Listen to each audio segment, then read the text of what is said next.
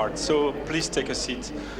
And unless you really have eagle eyes, I would recommend you to try to move a little bit more to the front because I've done my best, but I have a few demos, so you will have to read code. So welcome to this final session of the day. My name is David Delabassée. You can find me on Twitter at Delabassée, S-E-E. I work at Oracle, and I basically spend my time on Java EE, Jakarta EE, and also more and more spend sometimes on the FN project, which I will discuss today. So given this is the last session of the day, and given that you have already been exposed to a lot of technical content, I thought that it might be good to just spend like 1 minute just to talk about something different. So I work at Oracle. I'm based in Belgium, but I do report directly to HQ. So I thought that it might be a good idea to spend like 1 minute to give you an overview of Belgium. So I guess that nobody knows what this building is. Stefan might know.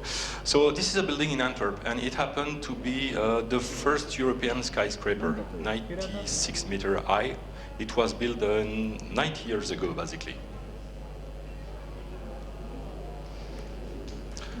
This is not in Belgium. This is the Burj Khalifa in Dubai. This is the world's tallest building. And it happened that the highest point in Belgium is below the top of that building, like 130 meters below. So it's not a small difference. Belgium is a very flat country. So clearly, for example, we don't have any mountains. We don't have any mountains, but we have food, and very good food. We have beers. Yes, that fall into the food category. We have like 1,600 different kind of beer. And in fact, I think it was last year or maybe the year before, UNESCO has put Belgian beers on its cultural heritage list. We also have chocolates, and we're producing like 22 kilograms of chocolate per inhabitants per year. So we do produce a lot of chocolates. We also have fries, and I want to kill a myth. Fries are not French. Fries are coming. No, it's not a joke. I mean, there is an ongoing battle between Belgium and France, but fries are really coming from Belgium. They have been invented in Belgium. And then there are the Belgian sprout. Anybody likes the Belgian sprout? Okay, there are 3 guys. Oh, that's huge.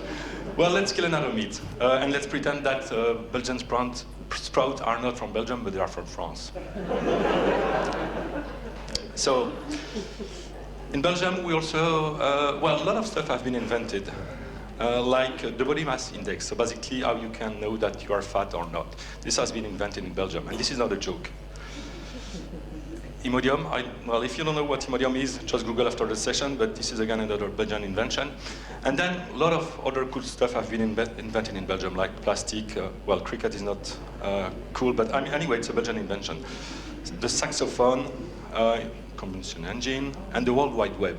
It's often, well, it's also a fact. The World Wide Web has been invented by Tim Berners-Lee, along with the Belgian guy named Robert Caillot. And finally, the fries have also been invented in Belgium. So, let's get to the meat of the talk, but before we do so, this is me in a conference in Sweden, and someone in the audience tweeted that it's not a real conference unless you read Oracle Serverless statement at least once. So please enjoy. And clearly, this is, I think, the only opportunity you will have to read it this week. So, today I'm going to discuss about FN, which is an open source container native FaaS platform. I will first spend a few minutes to set the stage, and then I will show you FN in action. So, FaaS, function as a service. At the heart of a FaaS platform, at the heart of a function as a service platform, we have function. A function is basically a piece of code, so a well-delimited piece of code that has a well-defined task. Most of the time, the function takes something in input, it works on that input, and it produces something in output. Now, it's not a function as we have in mathematics in the sense that function can also have side effect. Like, for example, the function might trigger another function, or the function might put something in a queue or in a database, and so on and so on. So that's important. That's something important to keep in mind.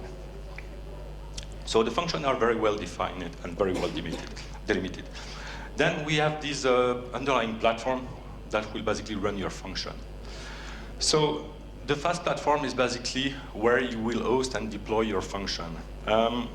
And the key idea within a serverless architecture is that typically you will not have to manage that platform. It's someone else's responsibility to manage the platform.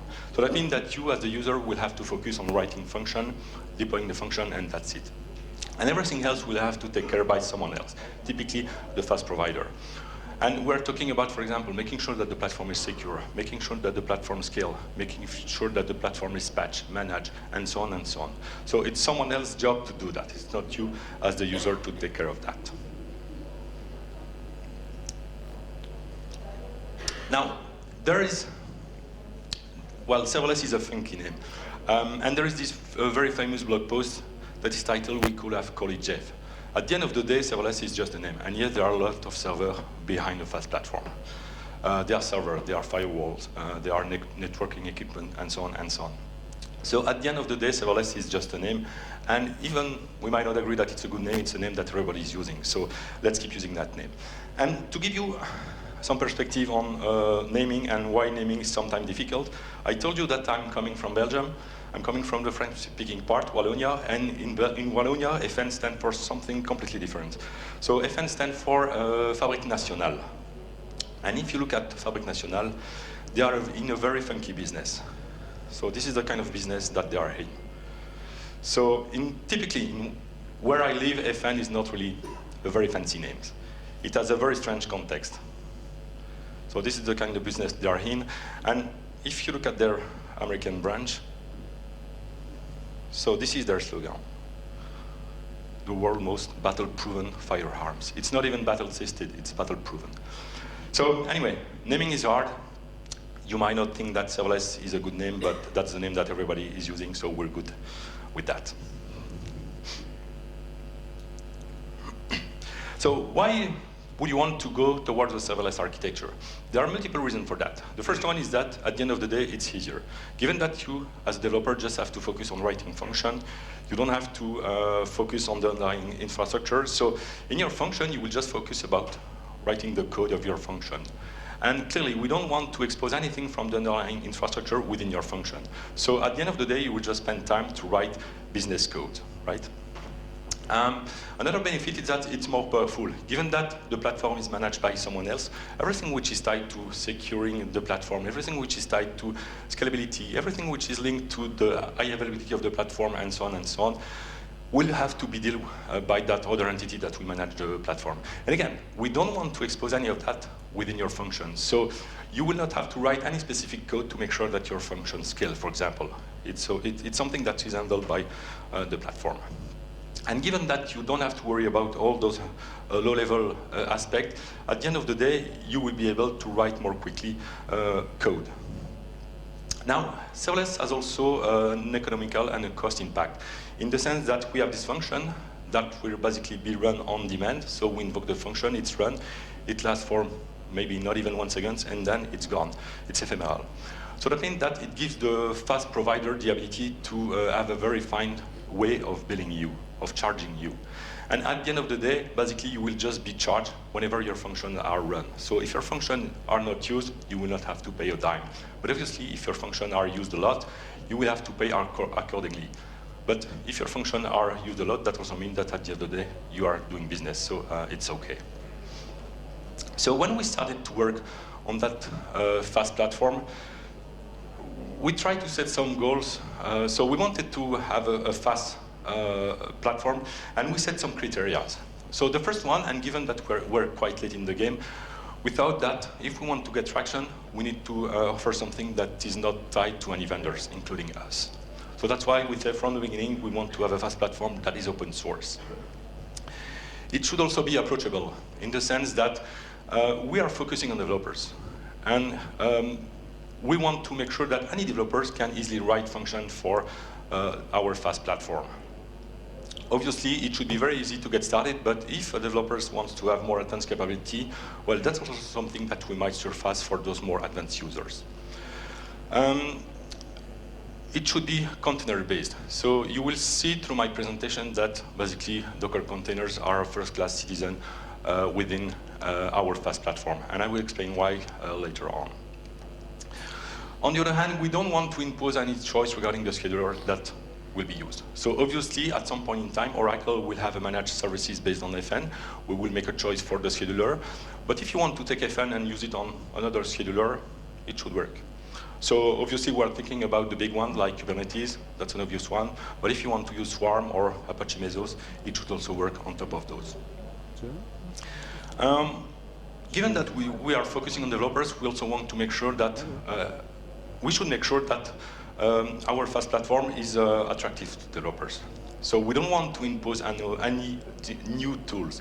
So if you are a Java developer, you will have to, well, you will write function using Java. But on the other hand, if you are a Go developer, you will write function using Go, and so on and so on.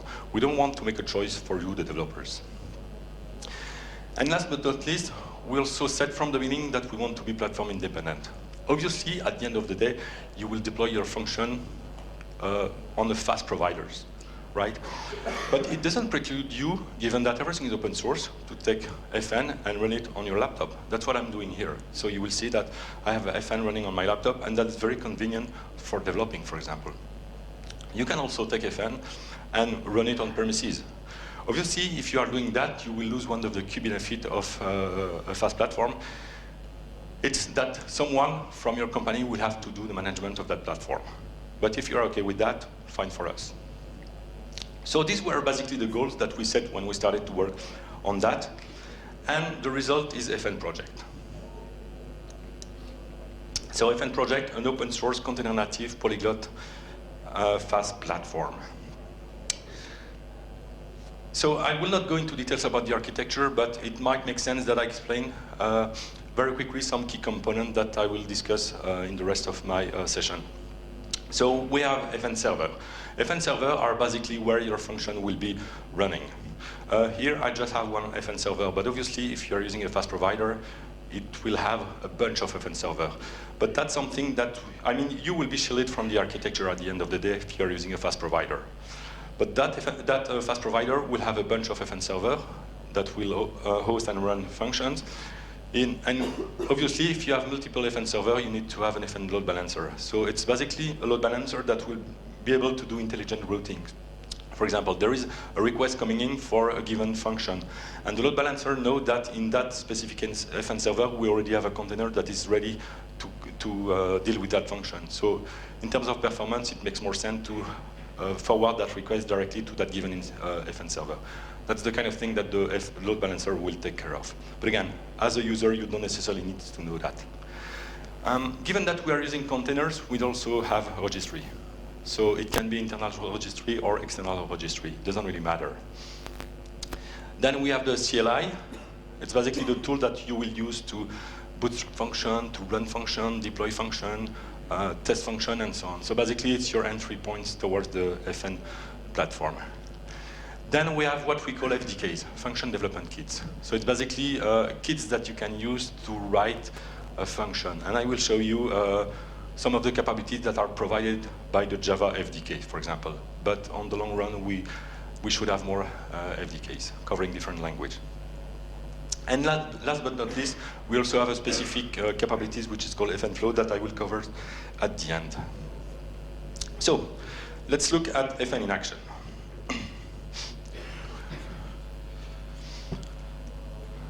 Let's see. So given this is a Java conference, let's create a Go function.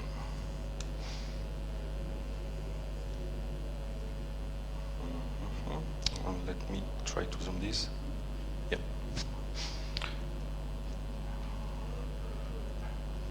Package main imports. So this is a very simple function.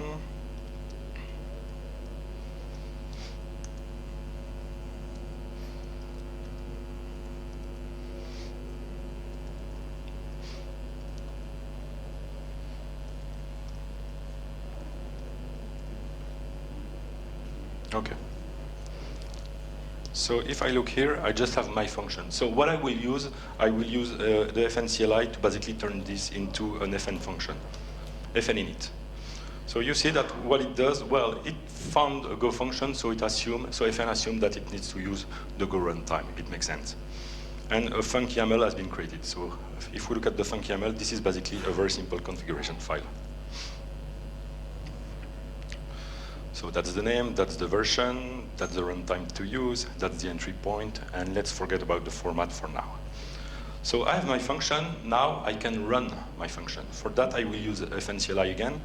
I will use the run command, but I will use the verbose parameter to see what's going on under the hood.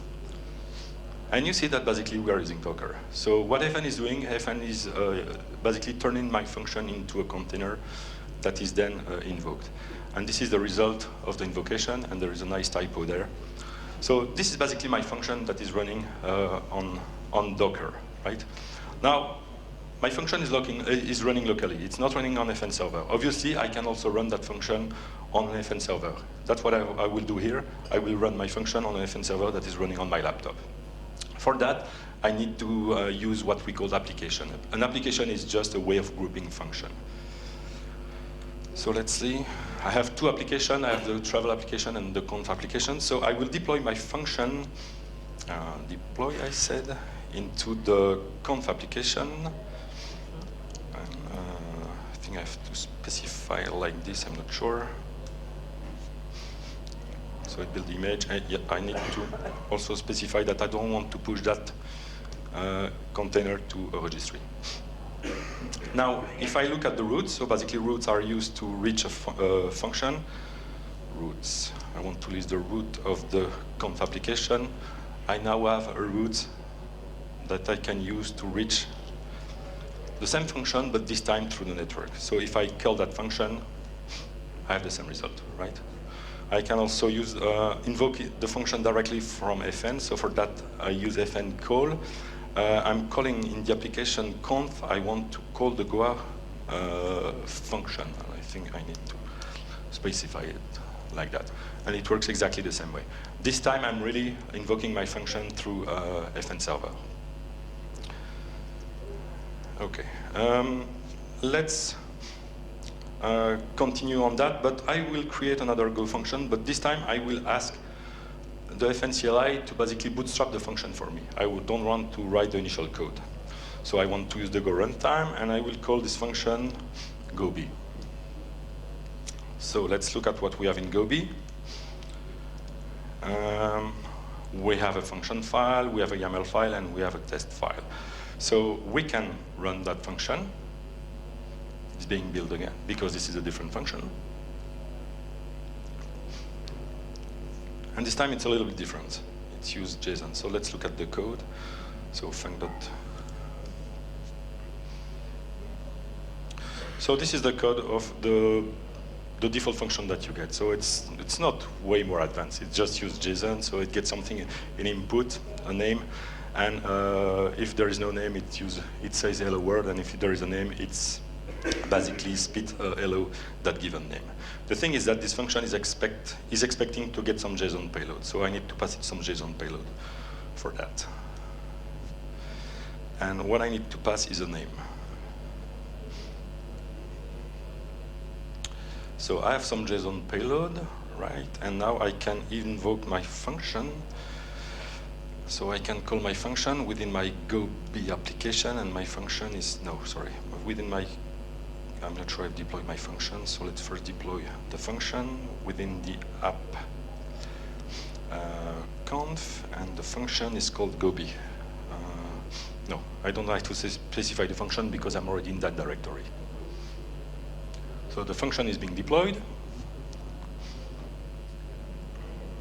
So it's being deployed.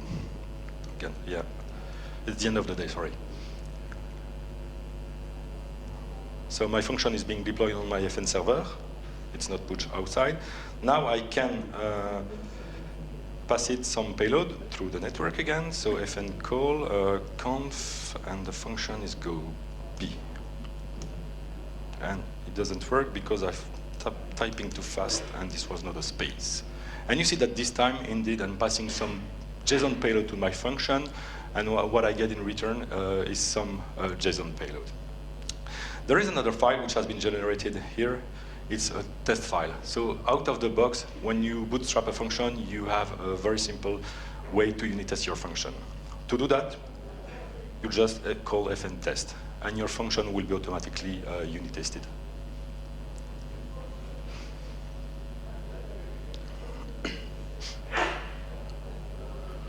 So it has two scenarios, and both scenarios are passing. So if you look at the test, they are very simple. So basically, we pass it Johnny, and we expect to get in return hello Johnny, and we pass basically nothing, and we expect to have the default value hello world. So this is working, right? Okay. Let's switch gear and talk about Java, given that this is really a Java conference. So let's create a Java function now. So again, I told you that fn is lang agnostic, so I can use different language. So I will use the runtime Java, and I will call that function Duke. So if we look there, what we have, so we have two classes which have been created. So we have a function which has been created, so it's a default function, and we have a GUnit, a class that allows us to unit test based on GUnit our function. We also have our configuration file which has been created, and last but not least, we also have a POM which has been created. So that means that our function basically just a Maven project. So given it's a Maven project, I can open that function within my IDE. It's the Duke function. So this is very, very small, but don't worry. So you see, I have the source and I have the test. I can run the test file, and if everything goes well, it will be green, and if not, it's red. So let's see what's going on. Yeah, I know what's going on. So basically, it complains that it's Java 9, and for a specific reason, I'm still using Java 8 here. But it's not an issue. I mean, everything is in my POM. So if I switch to Java 8, if I run my test again,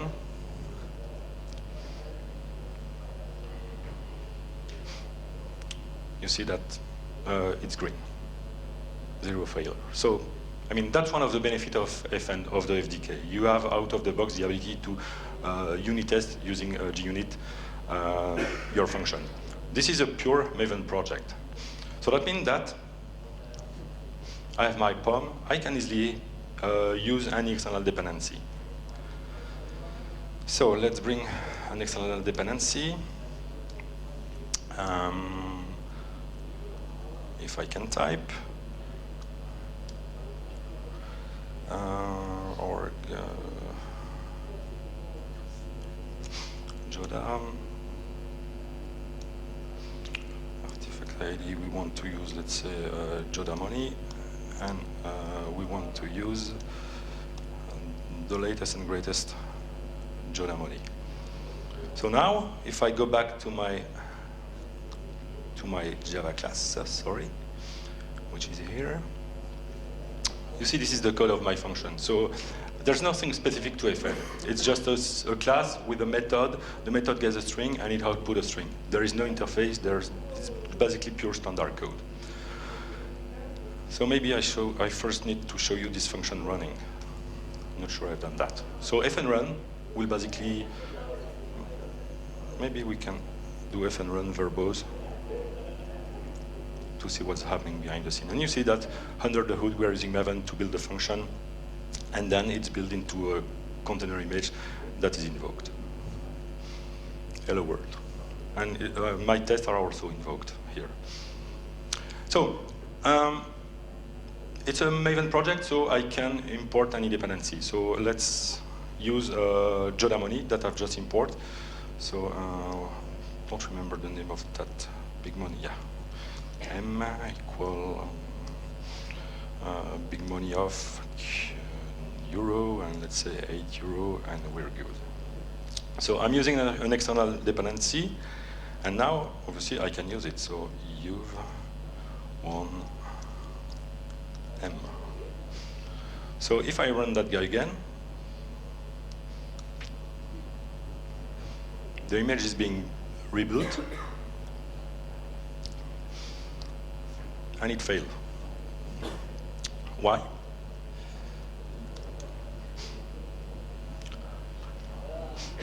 It failed because we are testing the function, and obviously, well, the results are different.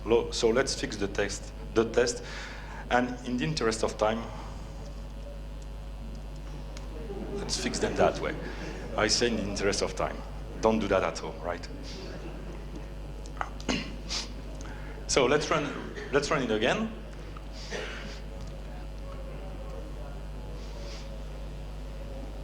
And you see the result. So hello world, you've won €8. And the €8 are indeed coming from the external dependency that is Java money. So you see, basically for Java developers, you are just sticking to the standard tool that you're using. It's your Java ID, it's just Java code, and we are using Maven. If you look at this function, this Java function, it gets a string in input and it output a string. It's not particularly useful, right? So what we can do, we can say something like this. So let's pretend that we have a person private string as a last name, and a person as a first name. Let's see, I need constructor. I need a default constructor. I need a constructor, and then I need a getter and setters. No, sorry, let's do that. Okay. So now I have this person class that I can use. So what I can say now, for example, so instead of getting a string, my function will get a person, which is a Java type. It's a Java object type, right? Obviously, this is not working anymore, and the output doesn't work anymore because we are outputting a name which is a different, which doesn't even exist. But what we can say, for example, we can say input and get first. So basically the same code, but this time we will use the Java object which has been passed. So if we run that again,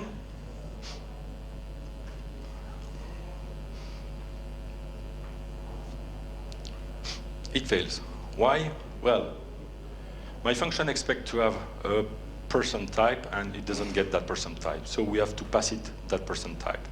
And again, this is something that is provided by the Java FDK. So the Java FDK will provide input and output type coercion between JSON and Java object. So what I can do, I can pass it my person object. So a person object has a last name, and it has a first name. Now if so this is my payload. If I invoke my function again, but this time, if I pass it my payload, the result should be different. And you see, hello David, you've won €8. And if you see, we can do that for the input, but we can also say that the input is a different type. For example, I will, in the interest of time, I will just say that my function is outputting a person type. Obviously, the return line doesn't work anymore. But what we can say, just to make it very quick, so let's say that we will return the input object, but we will just anonymize. So we'll just pretend that the name is anonymous. So if I said that, I run my function again, and this time the function should output some JSON payload. And you see that indeed, this is the result of my function, some JSON payload. And what I had to do on the Java side for that, nothing. I'm just using standard Java object, and the coercion is handled directly and transparently for you by the FDK. Obviously, you have, as a developer, the ability to configure the coercion if the default behavior is not the one that you would like to get. This is the kind of thing that, out of the box, it works, but we're also providing more advanced capability if you want to use those advanced capability. So,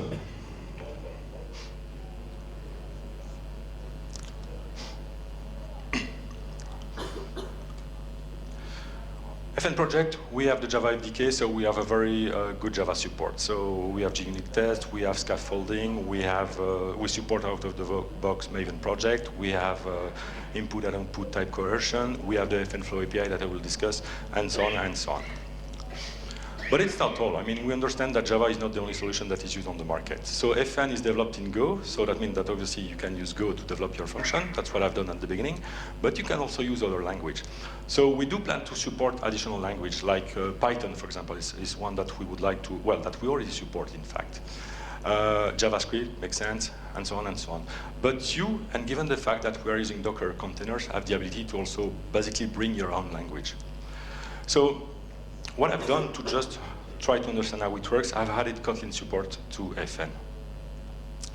So like 1 month ago, Kotlin was not supported by FN, but now if you do FN init, runtime, but this time you say that you want to use Kotlin, you give it a name, you will have a Kotlin function created. So let's look at that function.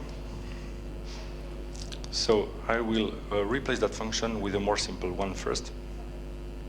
So this is a very simple Kotlin function. So again, this is a typical hello world. So the function gets a string and it will return hello, and if the string is not blanked, it will return that string, and if not, it will return world.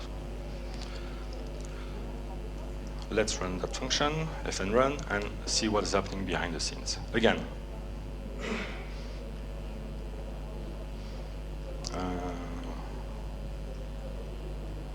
did I say my function? No, I didn't say my function, so hello world, right? And if you look here, somewhere here, you will see that, let's see.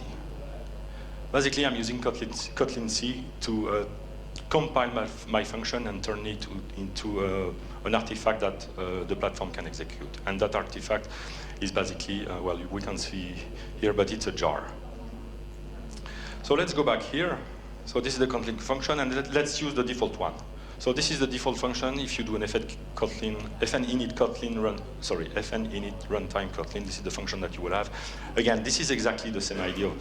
But this time the function is taking an input class. In fact, we can also say that those are data class. So we get an input data class with name and output a response class with a message. So if I run that function now, this time it will fail. Why? Because basically my function is expecting again to have an input of that given type. So I need to pass it that given type. And that given type is just, I think, like that. It should be okay. So cat and JS. Yes.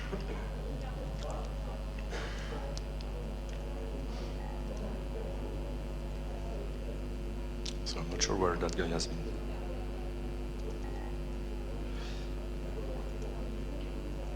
Oh, test no. Code in .json.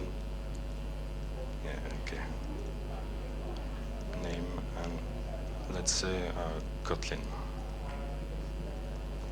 Okay. Now if I invoke the same function but I pass it this payload, it should work. Message hello Kotlin. So this is something that I've cheated a little bit when I added Kotlin support, because I've just defined. So we have two types of image. One image that is used to build a function, and one other image that is used to run the function. So to build the build image is basically using Kotlin C, but the run image I'm basically using the standard Java FDK image, given that I just want to run a jar. So that basically means that I get the capability that are provided by the Java FDK for free, like type coercion. It's something that I've used here in my Kotlin class. So I didn't have to specify anything to say that this data class, in fact, will be some JSON payload that will be transformed into the Kotlin data class. And the true is also, this is also applicable for the output. So this is one of the nice benefits. Now, if you want to add support for a different language, this is something that is very easy to do. We are just using Docker containers. So if you want to add your own very exotic language, well, everything is out there, so please feel free to do so. So, moving on.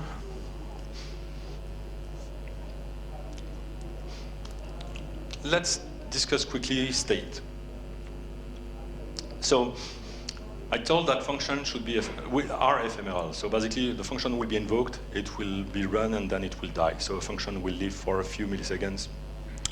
Maybe 1 second if it's a very expensive function, but not more than that. So clearly you should not hold any state within your function. If you need to have some kind of state notion, you should use an external services like a queue, like a cache, a database, a document store, any kind of external services that will be allowed, and that will be able to manage the state for your function.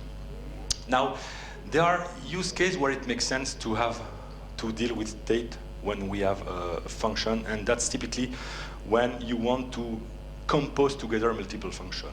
So remember that at the beginning I said that a function has a very well-defined and limited job, but it might be useful to try to combine multiple functions together to basically compose a larger application. And for that, obviously, you will need some kind of states. So typically, I have a function that will invoke another function, and based on the result of that other function, I want to invoke a third function, those kind of things. So for that, we have FNflow. So FNflow is basically an API that allows you to compose together multiple functions. It's very similar to the completion stage API that we have on Java SE. So the completion stage API is basically defining this notion of stage. A stage is basically an asynchronous task, and the execution of a task of a stage can trigger the execution of a different stage of a different task. So basically, you can define a pipeline of multiple asynchronous tasks. This is exactly the same, except that the completion stage API, everything happens within a single process. Here we are talking about function invocation. So obviously, when we will invoke a function, the function will run in a different process. But it's exactly this idea of being able to define a pipeline execution of multiple function invocation. And to illustrate that, I have a demo running on my laptop. So it's a typical travel booking services. So we have like 4 backend services. We have a flight services that we can use to book a flight, but also cancel a flight. We have a services that we can use to book and cancel an hotel. And we have another services that we can use to book and cancel a car booking. One happened to be written in Java, another one happens to be written in Ruby, another one in JavaScript. And finally, we also have an email services that will basically be used to send confirmation of a booking.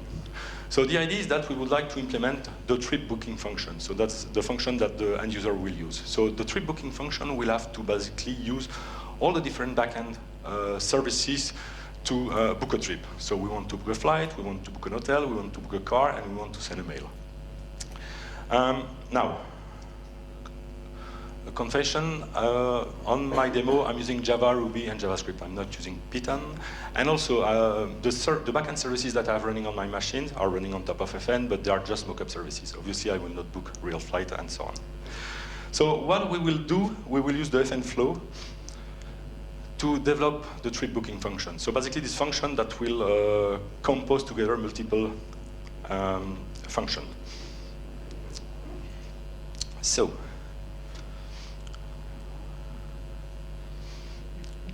let's go here. So I have here the trip function. And if we look at the trip function,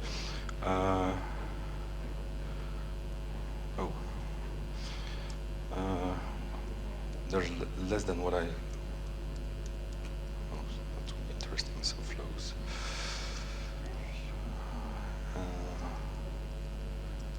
Current flow. Okay.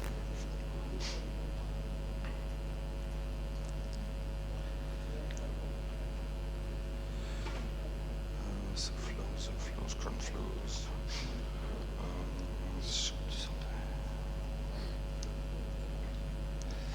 Okay, let's try to run that guy. So let's go here. So trip. So for that I need. So if I look at the roots, I have 4 the travel app. Sorry.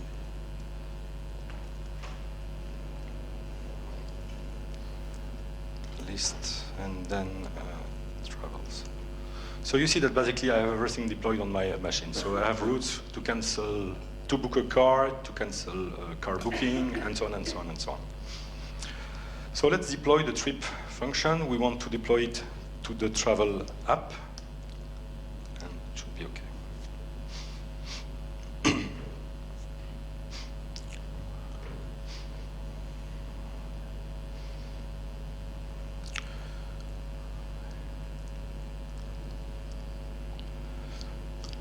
Yeah, I told you it's the end of the day. Okay, it's deployed. Now I will invoke that function. So I will invoke the trip function that will invoke the other function, and for that I have some sample payload that I need to pass to my function. So fn call, the app is travel, and the function is trip. And well, nothing is happening because it's not very visible. So let's look at. So I have some dashboard that should help us to see what's going on. So if I invoke the function again, well, basically that something has happened, but it was very short-lived. Why? Because my trip function doesn't do anything. It just creates a flow. So what we need to do now is to basically create this orchestration of services request invocation. So I have a first request invocation that invoked the flight booking. I have a second one that invoked an hotel booking, and the third one that is booking a car. And what I'm doing here is I'm basically defining this execution of function invocation. So I first invoke the flight booking. Once I have the result, the Flow API will then compose to the basically mean that it will invoke this lambda. So this lambda is basically trying to book an hotel. And once the hotel is booked, we are using this lambda, so we want to book a car. So let's save that, and let's try to deploy that.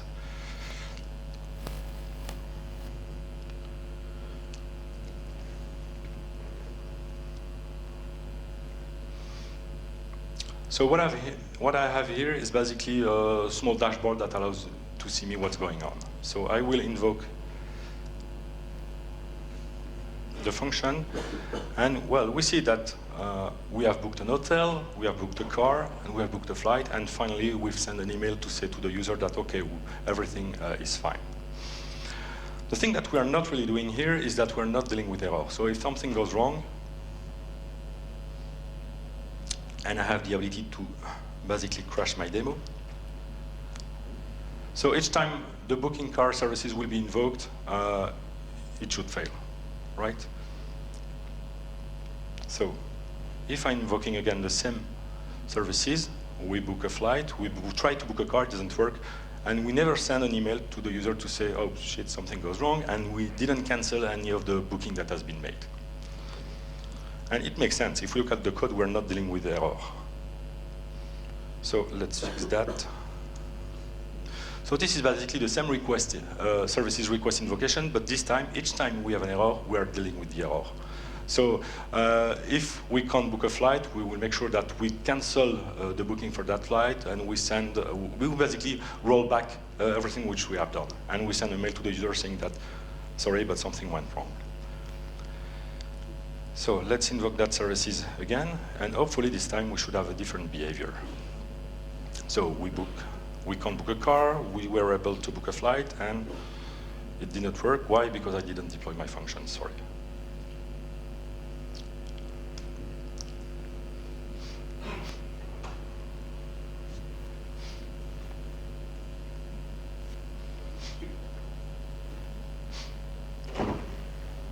So let's invoke it and let's see how it goes.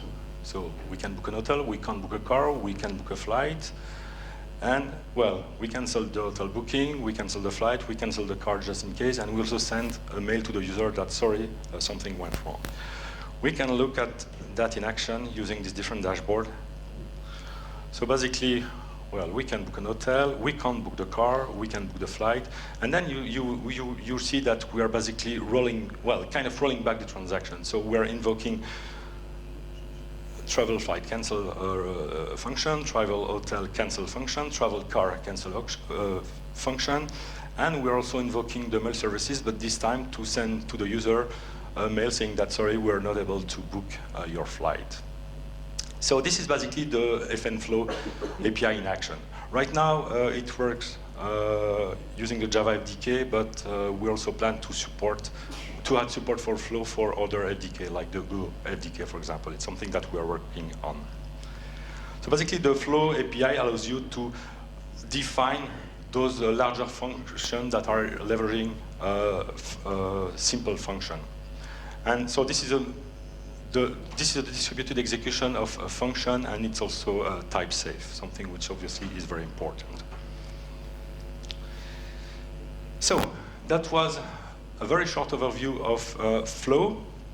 So to recap, FN project, the container native, cloud agnostic, polyglot, open source FaaS platform. Container native, you saw that we are using under the hood Docker containers. So it gives us the ability to support any language if we don't already support that language. It's cloud agnostic. So it, obviously at some point in time, Oracle will have a managed services that will use FN services. But given that everything is open source, you can take it on and run it on another cloud provider if you want to do so. It's polyglot. I mean, out of the box, we are supporting Go, Java, JavaScript, Python, and so on, Kotlin now. And if it's not enough, you have the ability to add your own language.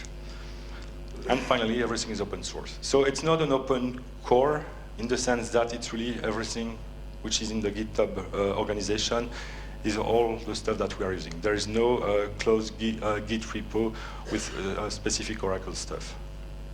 It's an Apache 2 v2 license, so it's really an open source project. And I also think that it's the first time that Oracle basically started an open source project to have at some point in time a managed services, or let's say a commercial offering based on that project, and not the other way around.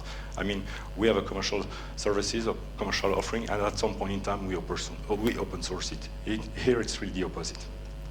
Obviously, in FN, we have very good Java support, so we've discussed the FDK that provide type conversion, JUnit support, Maven support, and so on and so on. And then there are many other stuff that I don't really have the time to show today, like everything which is tied to the monitoring and management. Obviously, that's something which is also very important. So we do support open tracing, we support Prometheus and Grafana. You can use the FN CLI to extract logs and so on and so on. So we have a lot of additional capabilities regarding that. And I mean, we are continually improving the project. So we have hot function. So a hot function is basically being able to tag a function so that if there is, that the container is able to serve more quickly that function request. We have async function, so fire and forget function. We have an Helm chart if you want to use Kubernetes. We do support JAX-RS. We also support Spring Cloud Function. So, I mean, we are continually improving the project. So as a call to action, I would encourage you to check FN project. I mean, everything is out there. You saw that it's very easy to use. It's very easy to get started. So github.com/FN project. We also have a Slack channel where basically everything is being discussed, development, but also we're trying to help the community using FN. So I would like to encourage you to check that. And with that, that's the right word, yes? Okay, cool. So I would like to thank you. So please check out FN project, and French fries are not French, but they are Belgian. Thank you.